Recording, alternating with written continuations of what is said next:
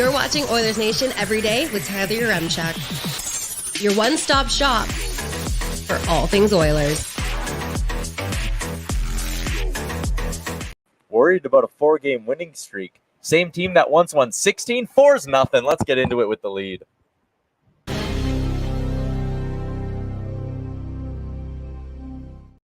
Liam actually sent an email to the league suggesting we make this a best of 11.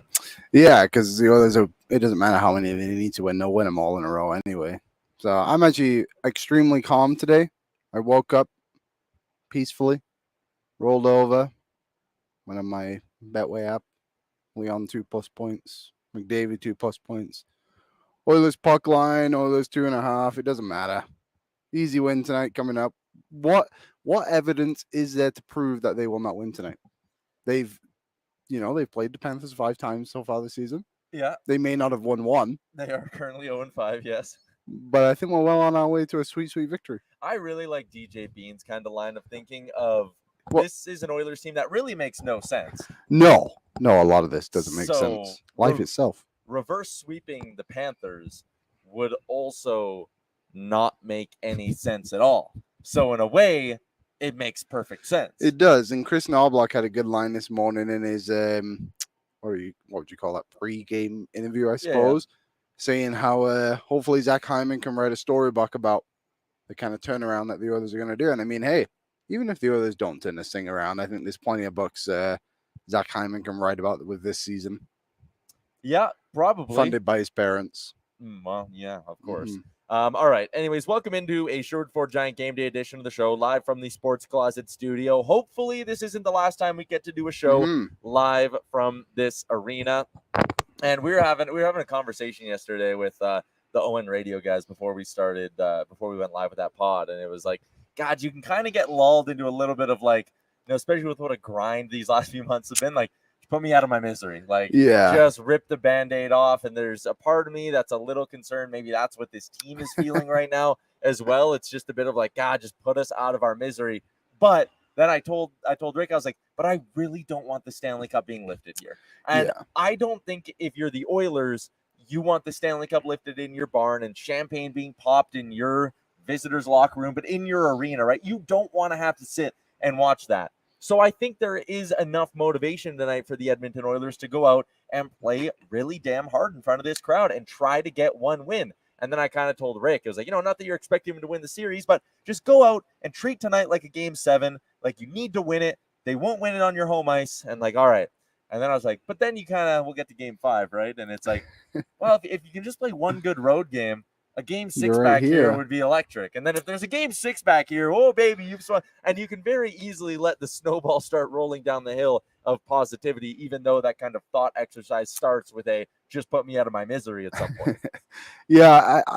I think it's obviously beneficial that tonight's game is here at Rogers Place.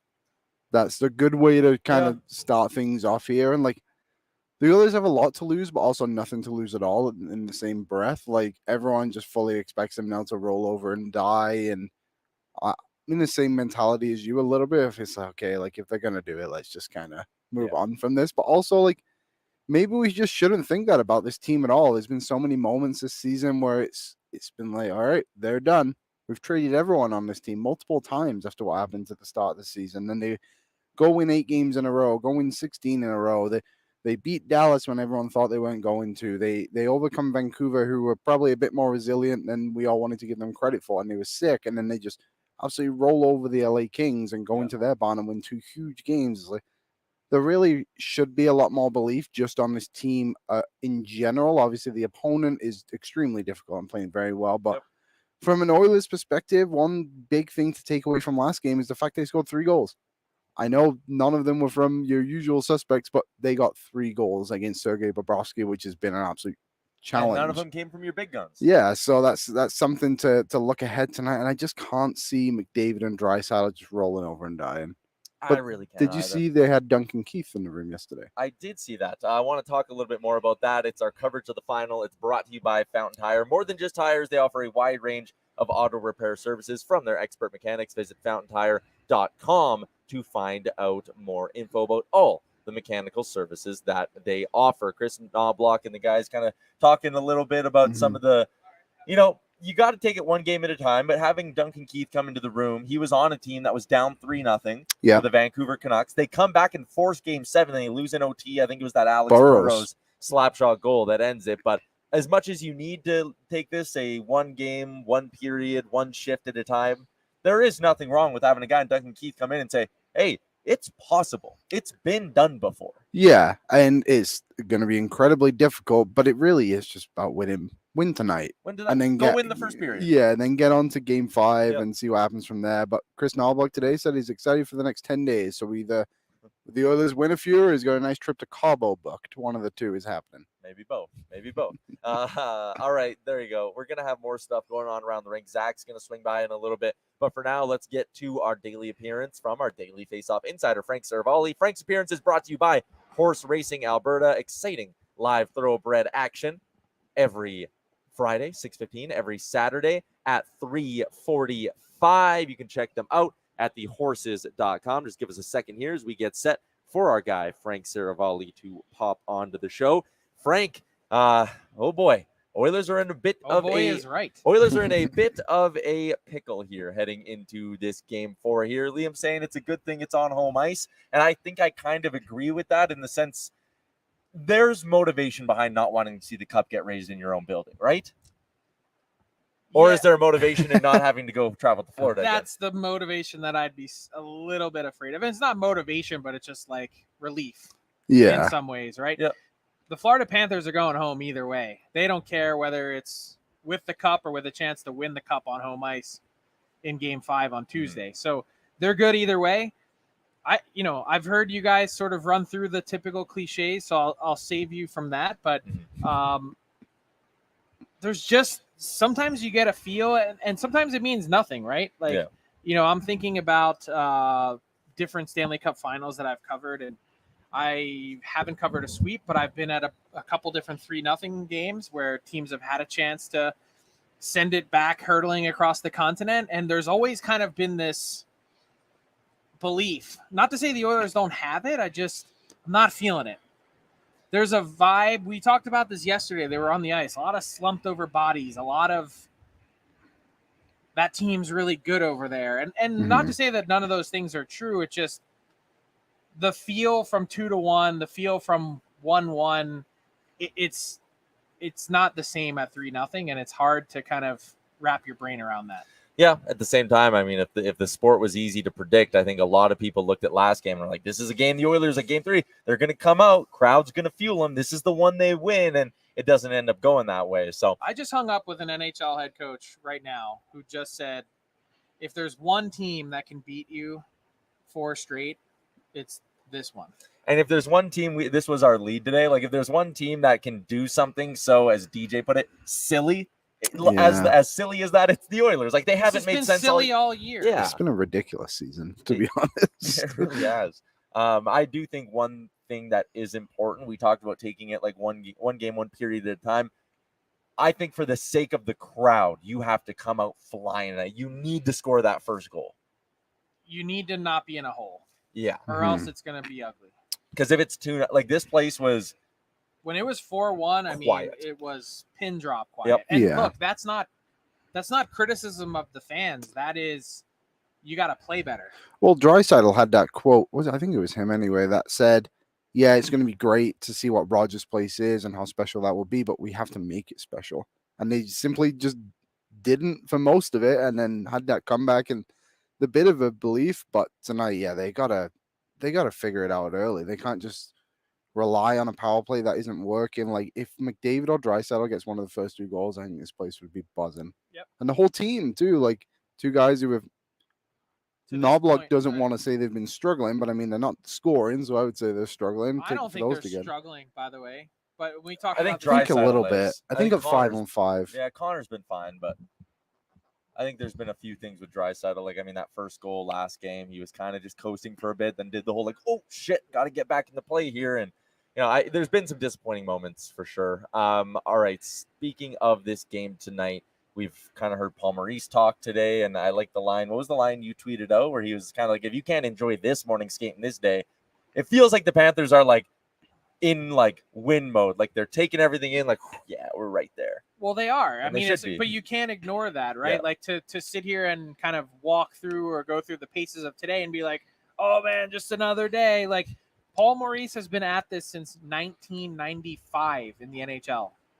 The most games coach in NHL history said, look, I've been through a lot of the dark times, the bad days, the years where your team stinks and has no chance. He didn't say this, but when your team stinks and it doesn't have a chance to make the playoffs, those are the days that you're grinding through. He goes, to think that I'm going to come in here and not enjoy today and not acknowledge what's, in front of us. Of course you are.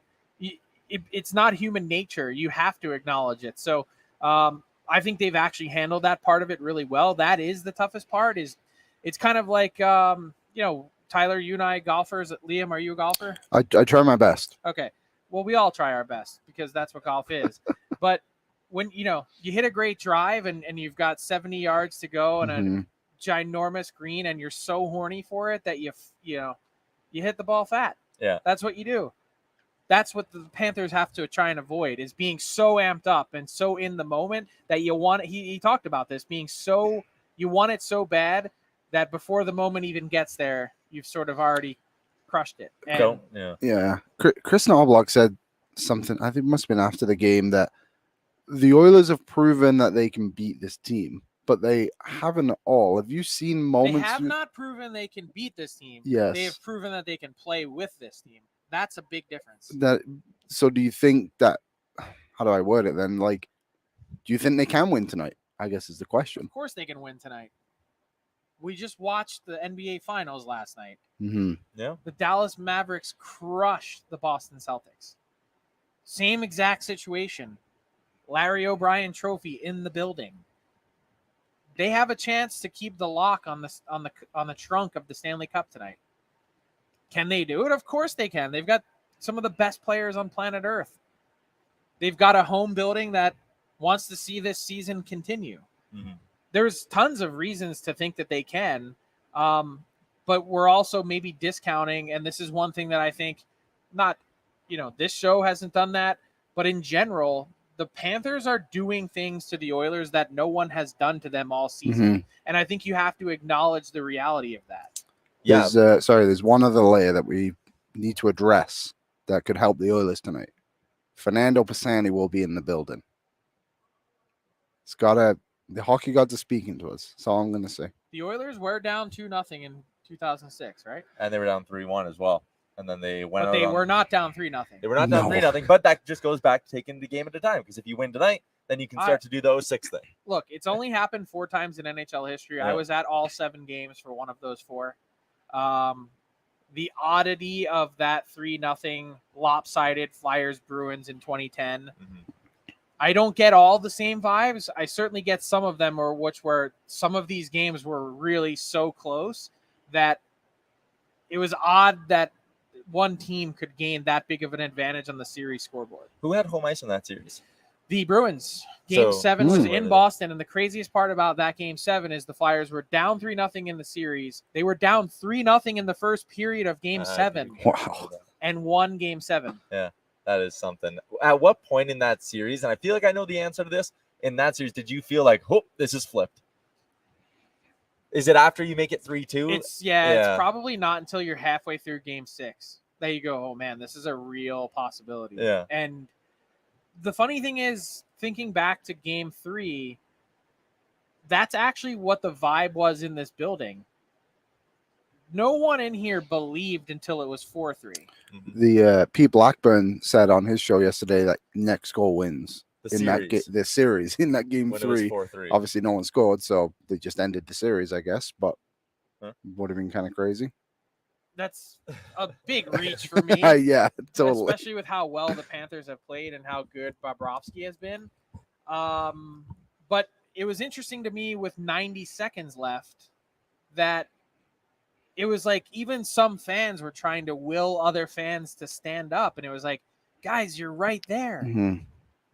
You're one shot away from sending this to overtime. They came so close. And they didn't even get that shot. The McLeod was the closest, wasn't it? And Ekblad was just pinning the puck on the boards. Yeah. Do you think they unlocked something from beating Bobrovsky 3 times last game? Not really. There wasn't even anything pretty. Well, see, and actually that's where I think they've maybe learned a lesson of, listen, on the power plays, they were zinging it and zipping it and getting great looks, and Bob was all over them. What were their, basically all 3 of their goals? Throw it on net and pray. I told Biz yesterday, this isn't going, the Oilers have been trying to do things a little pretty. Go buy $201 scratchers and pray to God a couple of them hit, right? I think that's got to be the approach. There was a chance Cody Ceci had it. Quick little like half clap on the ice, and it hit a skate, and it still missed the net by 2 feet, but I watched that, and I was like, that's how you're beating Bob, is just chaos and throwing shit at him and hoping it hits weird things like the last putt in Happy Gilmore. That's the gambler's fallacy. It is a bit. Because you just hit it on the head, though. The problem with the $201 scratchers is that there's probably 10,000 tickets, and there's a really good chance that all 200 of them are losers. But maybe not. Maybe not. But look, and not to change gears, but I did want to mention, because we talked about this a lot yesterday, I'm kind of rethinking my Conn Smythe a little bit. Can I guess? Sure. Is it Forsling? Barkov. Mm. I just think it's always tough to weigh the totality of the playoffs, right? Because it's playoffs MVP. It's so different than Stanley Cup final MVP. Mm-hmm. And Bobrovsky has been obviously lights out. But I also can't help but think about all 4 rounds. And when Bobrovsky was just okay the first 2. I'm not saying he was bad or anything. He never really had any bad stretches. But when you think about Kucherov, Pasternak, then get to Zibanejad, Kreider, Panarin, and then you get to the final and you go, all of these guys had 0 goals. Like you can't tell me that. You can't tell me that that's all on the goalie. They didn't all just happen to play bad in this series. It's not. It can't all be on the goalie. Yeah. So then I'm kind of looking at it and I'm going, if I spent my whole playoffs in the West, and maybe that's the unfortunate part about, trying to decide the Conn Smythe winner for the team from the East, is you're not there every day. But when you ask around and you talk to people close to the team, who's your MVP for the playoffs? Like they go, dude, it ain't a question. It's Barkov. I think another layer of that too is every series. I'm not saying he'll win, by the way. But I'm just think saying, it's I deserving. really have some question marks with my own ballot and how I go about this. If it were to be maybe like a higher scoring game tonight where Barkov scores twice, like is that enough to really tip you, or is it just the totality? Well, then someone says like, what if Bob has a 50 save shutout tonight? Yeah. Then what? Yeah, that's fair. Another layer to that too is just on the Oilers' perspective of things. Like you look at the series they've gone through. The round 1 was Kopitar and Danault and the defensive kings, and they just cracked that easily. JT Miller, as the series went on, McDavid and Draisaitl solved him. Chris Tanev, who had shut down McKinnon previously and whoever else in the first round, they made him look terrible. And now they've come to this series and they've not been able to crack Barkov at all, just to see how good he's been playing.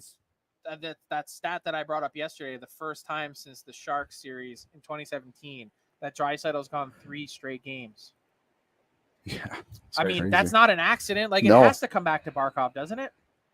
Yeah, I really do. I think it does. And he's on the PK and all of that stuff. Yeah. And their power play has been good. Like, I don't like what's one facet of this. And we watched the breakdown yesterday from John Goyens on Daily Faceoff Live, like all the little smart things, he's doing them. Mm-hmm. And Bob's been great. Like, I'm not taking anything away from his candidacy. I really don't. The reason I mentioned all of this was to say, I don't know what I'm doing tonight. Either way, because it's a clinching game, I have to turn in a ballot with 10 minutes left. Doesn't matter if the Oilers are up 6. You still have to send it. Oh, really? Funny. Interesting. All right. Speaking of Leon Draisaitl, how does potentially losing in the Stanley Cup final, does it have an effect on his feelings about an extension this summer? It does not. Phew. I don't think. I mean, I'm not Leon Draisaitl. I'm not in his head. I believe that discussions have already started. And to be honest, like, I saw some people tweeting at me saying, it's the middle of the cup final. That's why you have an agent. The player isn't involved in these things. But Ken Holland doesn't text Leon at 11 o'clock, be like, hey, so I've been thinking of some numbers, Leo. It's June 15th. Yeah. The first day that he's eligible to put pen to paper is in 16 days. Do you mean to tell me that The waiting. No. Yeah. This is exactly when you start having these conversations to say, hey, we want you here. You want to be here. Let's find a way to work this out. You don't just magically wake up on July 1st because it's the first day you're eligible and say, let's get a deal done today. Yeah. That's not how it works. So I don't really understand the criticism from fans. I think they've started talking about it. Discussions, I believe, are underway, and see what happens. Yeah. See how long it takes. So do you have an idea of what that contract could come in? There's been talk of maybe a 5-year. Do you think it'll be the max? I think if I were to, if you were to say to me today, gun to head, what is the tally that Leon Draisaitl signs for? I think it's 8 times 14. So he ends up getting about $114 million. They said there would be no math. I think I did that correctly though. What did you say? 8 times 14? 14. That's not. No, that's. Well, you do 8 times 10 is 80 million. And then 8, 16, 24, 8 times 32. 4. There you go. 112. 112. We nailed it, guys. We got to where we needed to get to. So any Oilers Your teachers would be so proud. We'll never be able to figure it out anyway. There's no website for that now. Yeah. And the league says we don't really care about it either, Yeah. so it's all good. So any fans who are sitting there dealing with chirps from Flames and Canucks fans saying enjoy Leon's last home game, it's nonsense. Even if there's not an extension, they wouldn't trade him this summer. He still has a contract. Yeah, a full year left. Yeah. All right. Last thing about tonight then. Do you get any sense about what we could see lineup wise for the Oilers? As much as I have What do you have questions about? Kane. So I was in the Panthers locker room today, and on their video board, they had the Oilers projected lineup, and they have Kane out. Okay. He must be really banged up. The fact that he already went out, though, doesn't it's not like you just magically come back 2 days later. Yeah. So they have Kane out for what it's worth. Out. So I wonder if they'll make any changes. As much as I've kind of scoffed at the idea, honestly, the emotional boost from a Gagne. No, I just don't know how CC stays in this lineup on a nightly basis. I just think Vinny came into that game too. By no means was he perfect, but he didn't make a brutal error that led to a goal. CC has done it twice now in this series. The Skinner one, I'll give him a little bit more of a benefit of the doubt. But either way, he's lost a board battle twice, which has ended up resulting in a goal against. And I just can't see how that continuously gets rewarded.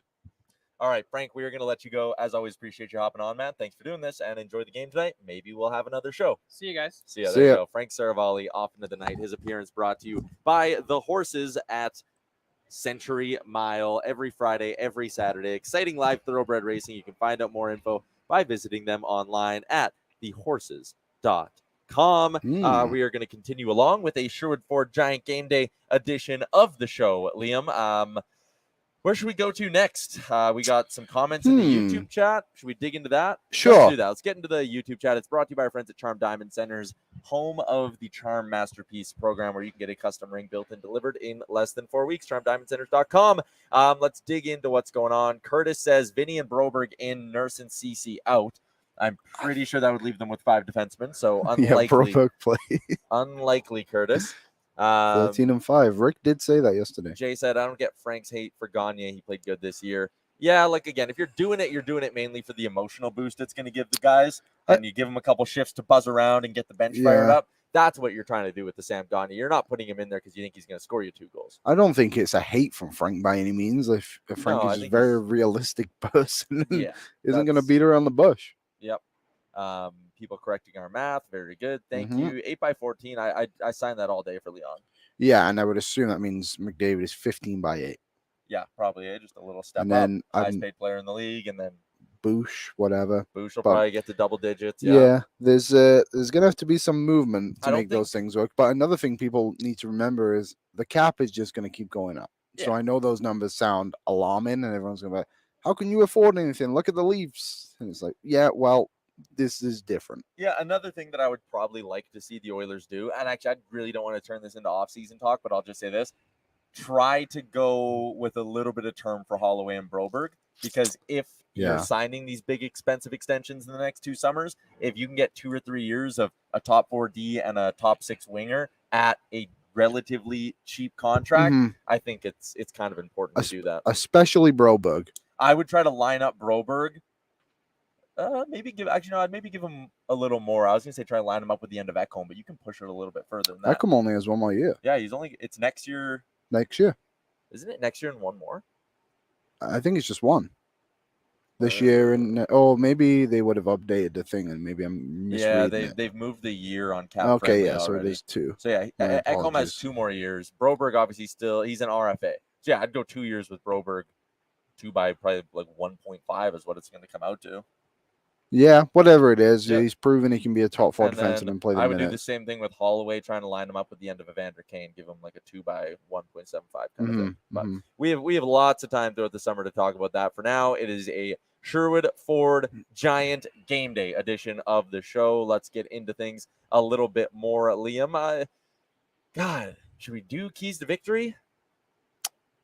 I mean, I think there's just one key to victory, to be completely honest. All right, well then let's do it for not just our friends at Sherwood Ford, but also Sherwood Power Sports and Marine. They got everything you need if you want to get out on the water. Just enjoy the outdoors. Your one-stop shop for everything: fishing rods, reels, tackle, boat accessories. They even have motorcycle gear, water sport accessories, and e-bikes. Find out more at Sherwood Power Sports and Marine. What is your one key to victory? The Stars.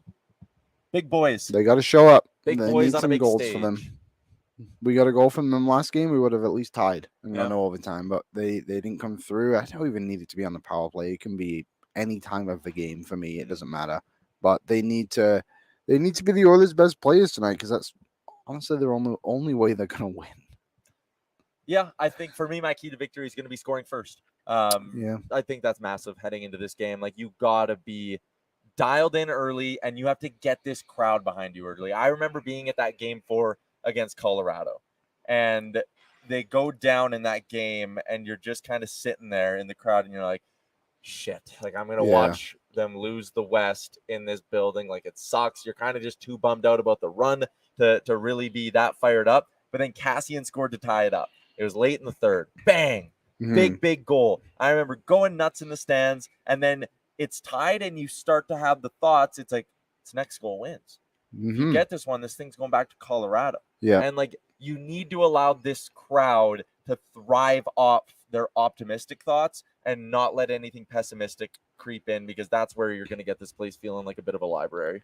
Yeah, and this place was nuts when the Oilers allowed it to be, but you can't just allow Florida to dictate this game and score some, quite frankly, shitty goals. Like, that's kind of what it is, isn't it? The Oilers just gotta stay calm. Yep. Play the moment, I guess, is a good way to put it, but don't overdo yourself. Yep. Evan Bouchard needs to be better too. Manzone said, great plan, except this isn't Colorado. I don't even know what you're talking about. That's a dumb comment. This is Florida. And I'm tempted to ban you. K. Waddy says, use the crowd. Yes, Ty.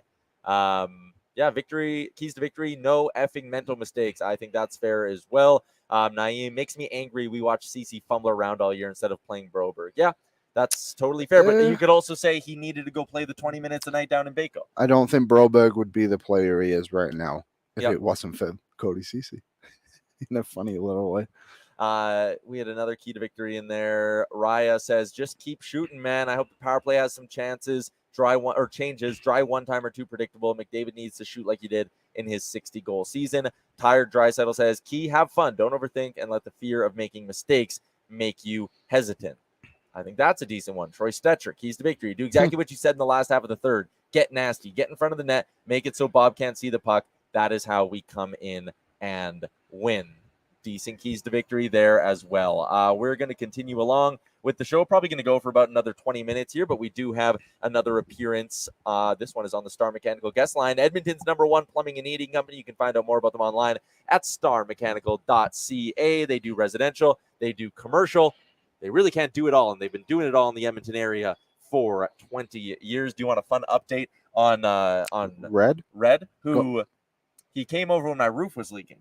And he was like, hey, I got some tar. Like, you can put it up there and patch up the hole. I said, thanks, Red. Top 2 Star Mechanical employee now. So I moved him up one in the rankings. But he said he was at Quiznos the other day. Quiznos? Oh, is that what you call it? He said he was at Quiznos the other day, and he was playing the guy who was working with the clip of us talking about him. Okay. And someone else in the Quiznos was like, are you listening to Oilers Nation every day? Are you Red the neighbor? Wow. So he's now a celebrity, which is great. Congrats, Red. Congrats, Welcome. Red. Congrats, Star Mechanical, for having such a famous employee as well. Zack Lang joins us. He's down here covering the morning ahead of Game 4. You got your Scenes from Morning Skate article up now at Oilersnation.com. What stands out to you about what the Oilers are saying ahead of this game? I keep thinking about the quote from Chris Knoblaw talking about Zach Hyman having the ability to hopefully write a storybook about all of this.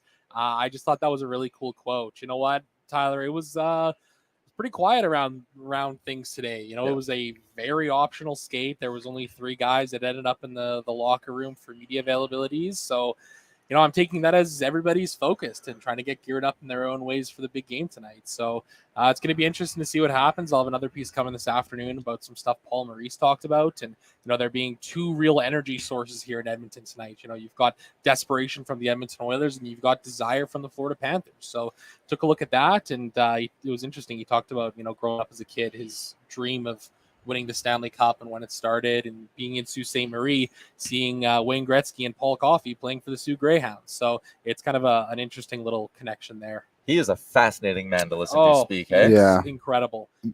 He's been so funny at his press conferences. Yeah. He does a really good job of keeping things light. There was a funny thing today. I can't remember who asked the original question, but he basically was just like, I honestly have no idea how to answer this question, and just kind of went on this little ramble. And then Cam Tate, I believe the gentleman's name is, asked the question and said, what did he say? So Ryan Rashaw asked on Cam's behalf, and he said, yeah, you know, Paul, maybe you can put a little bit of better effort into this one. Paul kind of starts laughing. He's like, yeah, that's fair. Good coach's critique right there, he said. But yeah, you can totally see why guys just want to run through a wall for him. Did you know he was the coach of Team Europe with Ralph Kruger? I did not know that until today. Like, I knew it, but I totally forgot. And a young Leon Draisaitl was on that too. Yeah, he was. That was a weird time in our lives. Anyways. That was. He said the World Cup. I was like, which one? Which sport? What are you expecting out of this lineup tonight? Or maybe what would you do? Because Chris Knobloch's staying tight-lipped. I have no idea what we're going to see tonight, genuinely. We didn't even know. Cody Ceci, before Game 3, was skating with Phil Kemp. Like, they threw that at us in warm-ups. They absolutely did. And, we saw some lines yesterday. Top line stayed the same. Warren Fogle and Perry up with Draisaitl. Third line, Henrique, Brown, Janmark, they stayed the same. Fourth line, Derek Ryan, Holloway, McLeod. I almost wonder if it's all just a big smoke screen at this point, because that's what they did ahead of Game 3 was they switched the entire lineup on us pretty much. So I feel like that might be kind of what might happen again here tonight. I wonder if Henrique could go up and play next to McDavid and Hyman, and then you put Nuge next to Draisaitl and give him a little bit more support. And then you just run the risk with your third line, whatever it is. I know we've talked about, is Leon Draisaitl struggling, and Knobloch kind of said today, like, I don't think it's fair to say that Draisaitl has been poor, but I do think it's kind of worth noting they aren't playing him with a lot of help, right? So maybe you do have to throw Nuge down on that second line. I also wouldn't be surprised if it's the nuclear button hit very early on in this hockey game. I would be a little bit, because Knobloch has said a few times in this series how they're so much better when they can play all 4 lines. So I think with that idea, I just don't see that happening too early. Third period, sure, if you really need it, obviously. But I don't know. I think I would go Henrique, McDavid, Hyman, Nuge, Dry, Holloway, or Fogle, one of those two, and then McLeod, I guess, is your third line center. I could see Fogle up on the second line, though. I thought Game 3 was one of his best performances of the playoffs. Yeah. Obviously, he scored the big goal, but that, like, him on the fourth line with Holloway and Ryan, they were absolutely buzzing that entire game. I thought they were the best line all night in that game, which is kind of crazy to say in such an important game that your fourth line is your best line, but they were generating a lot of chances. They seem to be, at the least. So I don't know. It's going to be interesting to see what happens. But I'll pose you guys a question. Okay. Oh. Here we go. Welcome to Oilersnation Every Day with Zack Lang, people. That's right. I'm going to have to change the name on it now. Over under 30 minutes tonight for Connor McDavid in ice time. Honestly, I'll go under. I feel like they're just keeping him around 25 at the moment, but hey, I would not be shocked at all. It obviously depends on how the game gets played out. Like, if they're down 2-1 in the third, he's playing 12 minutes in the third period, right? If they're up 3-1 in the third, he's probably playing 7 minutes in the third period. So it's game script dependent, but if they're trailing at any point, he's playing every second shift. Yeah, I could see that for sure. Yeah. I like the Panthers fan who just commented on our Facebook. Can't wait for Montour to win a cup before McDavid. LOL. Why is that the comparison? Because everybody Brandon compares Montour. Brandon Montour and Connor McDavid. Well, they Yeah. do say he's the McDavid of the defenseman. Do they? I don't think a single person has ever said that. He's a weird player. Like Montour? I think he's good. Don't get me wrong, but like it's just interesting that I don't know. He's running a power play. He's fitting of the role. Don't get me wrong, but I just find that strange. He's I don't a know pending why. free agent too. It's future Leaf. Never win again. He's one of those guys. Frank put in his article about players who've lost the most money. Oh during yeah, these him and playoffs. Lindholm. Him and Lindholm, yeah. All right, let's keep cruising along with the show today. Let's quickly go and do AB Flash It Up again. We'll do a quick lineup report for our friends over at Boston Pizza. What would it take for Canadian fans to get behind Edmonton and team up for the win? Can they do the impossible and come back from being down 3-0 to give Canada its first cup in 30 years? Team up for the win with Boston Pizza. Fishbowl Saturday at BP's. Once again, Nuge, McDavid, Hyman, Draisaitl, Fogle, Perry, Henrique with Janmark and Brown, McLeod with Ryan, and Holloway. There's a part of me that wouldn't mind seeing Corey Perry come out of the lineup. If I'm being totally honest with you, I was, again, disappointed in his game. Honestly, I think there's a case. You talked about Fogle being moved up. I think there's a case to play Connor Brown with Leon Draisaitl over Corey Perry. I mean, Connor Brown at least moves his freaking feet. Yeah, I thought last game was, and this is not a good thing, but the most we've seen from Perry on the wormy front, I guess we can call it. Yeah. But he still wasn't doing anything, and it's unfortunate he's not being able to find his legs and throughout this playoffs. But just the fact he always gets thrown on that second line, I don't really get it. Yeah. Ekholm with Bouchard, Kulak with CC, Broberg with Desharnais is how they skated. Nurse isn't on the ice because they're resting him and trying to get him up to 100%. So if Nurse goes, I'd imagine it's Vinny coming out again. I would imagine so Yeah. too. Like I thought Nurse looked good in Game 3. I did. I thought he was fine, moving yeah. around pretty well. That one turnover was obviously, ugly, except yeah. for the one turnover, of course. But otherwise, he seemed to be skating well. So hopefully, I don't know. Hopefully, he can go tonight.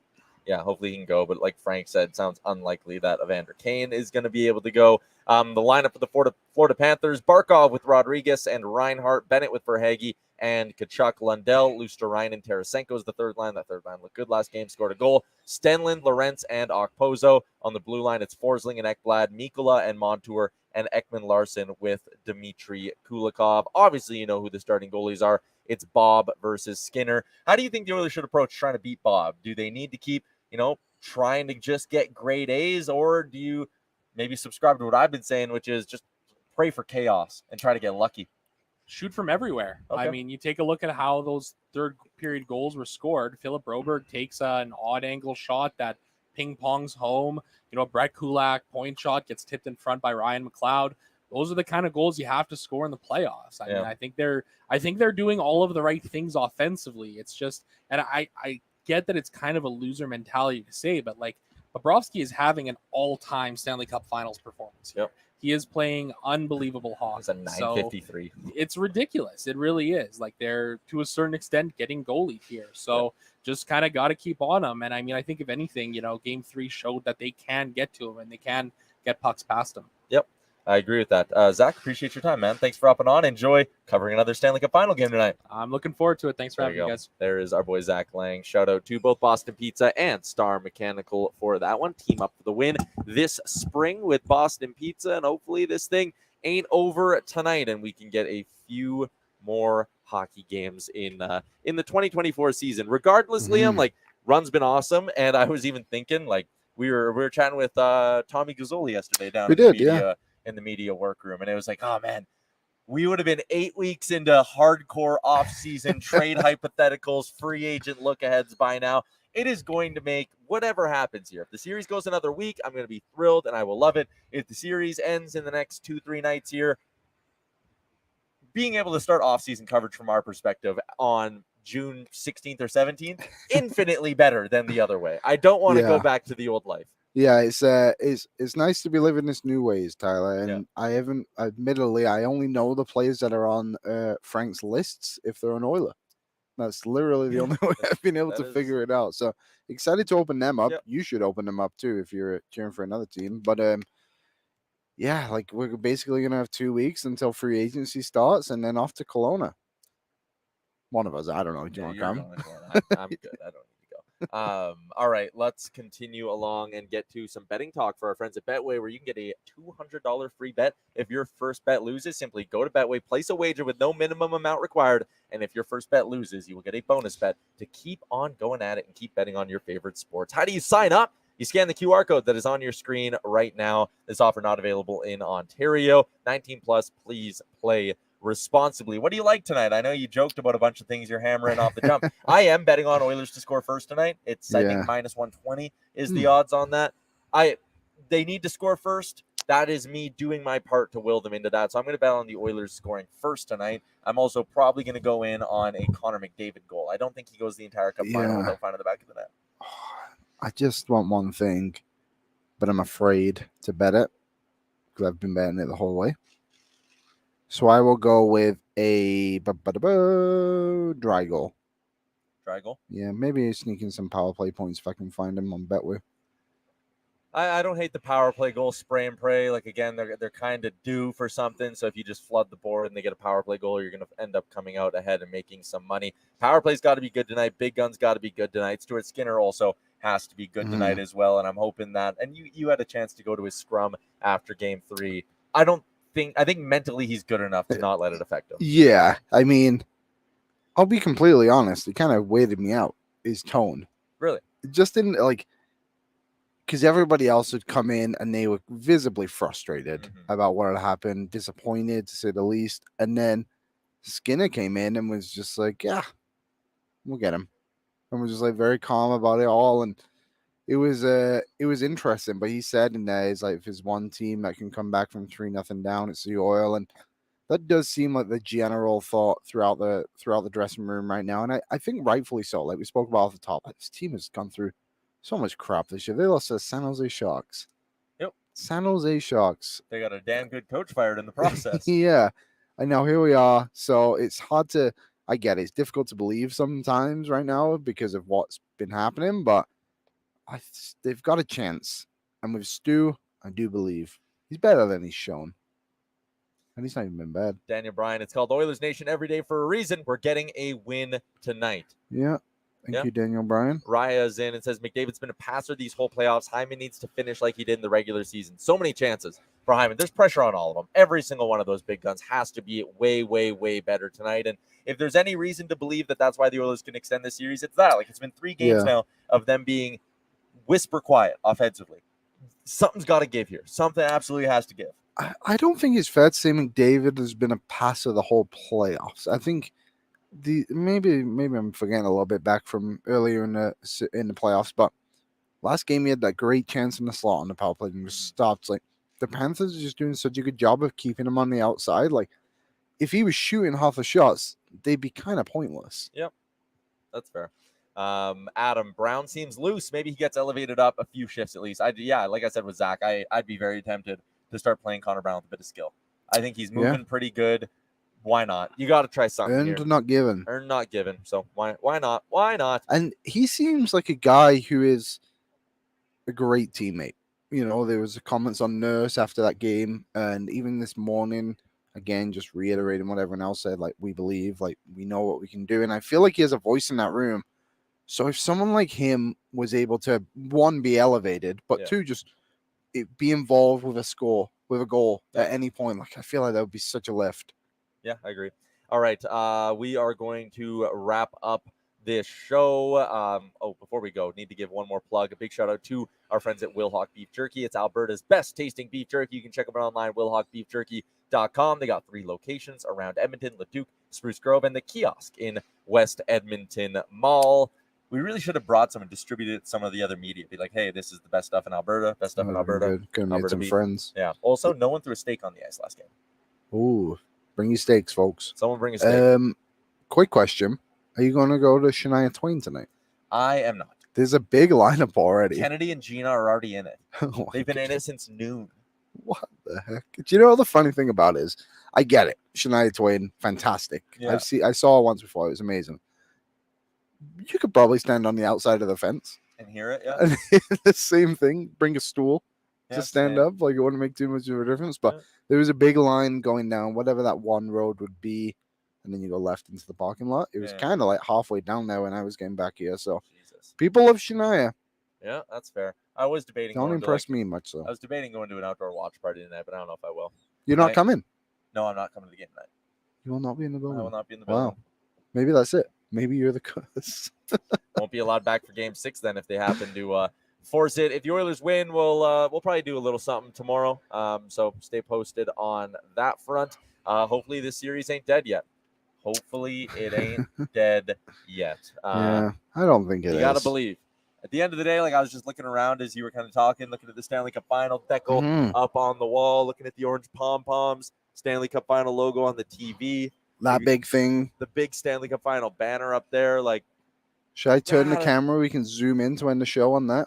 yeah, do you want to? Yeah, Is I'll that how give we're it a going to go. end? All right, thanks for tuning in today, everybody. Wait, Liam, I got to get the hub open. Get the camera hub open. Am I good? Yeah, you're good. Zoom over, or you're going to have to go up. Too much. There it is. Look at that little thing. Let's hope the dream ain't dead yet. Thanks for tuning in, everybody. We'll be back tomorrow because the Oilers are winning. Oil up. Thank you for watching Oilers Nation every day.